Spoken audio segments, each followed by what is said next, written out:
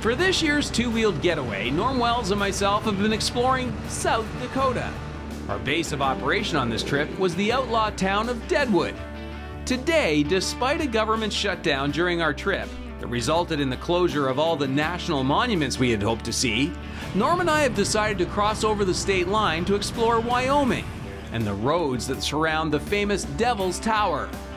One of those roads, Highway 24, turned out to be a beauty. Or is that Belle? Well, Norm, we're wrapping up day 2, and it's been quite a day, and here we are in Belle Fourche. I gotta say that the last 2 hours of riding, once we left the Devil's Tower, was just unbelievable. Yeah, what a spectacular road. Highway 24, coming from west to east. Smooth road, incredibly smooth road. Varying types of scenery that we saw through there. And a very different road, like you said, from yesterday's road. Yeah, yesterday was very tight and twisty on the Needles Highway and very technical. Today it was just crank the throttle and it was just like a ribbon and smooth, smooth, smooth, and 70 miles an hour, and apparently there are no police in this state.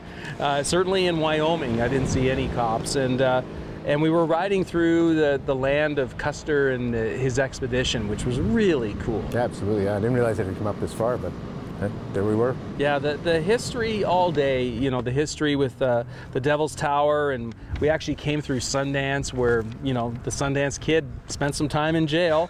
And then we've popped out here at Belle Fourche, and I noticed that the spelling looks very French. What do you know about this town? Well, Belle Fourche is beautiful forks, and this is an area where 3 rivers converge. So the French did some beaver trapping here back until the 1850s, before the gold rush. And then coincidentally, there was a Canadian that came down for the gold rush that ended up developing this whole area as a big agricultural and cattle ranching hub.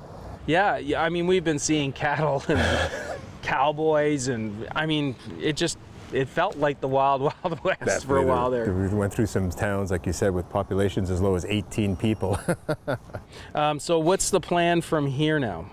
Well, we're going to head back down to Deadwood, which has been our hub for ourselves for the last couple of days, and kind of wrap up there this afternoon, and start thinking about tomorrow. As we've been saying since Monday, tomorrow could be a very different day than what we've had in the last couple, with some bad weather coming in. So we'll see what the Badlands has to offer us with that kind of weather coming in. But apparently 2 days from now, there's going to be 16 inches of snow here.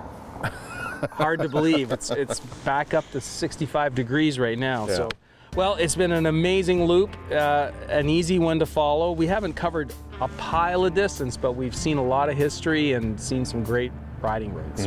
Another ultimate day. Yes, sir.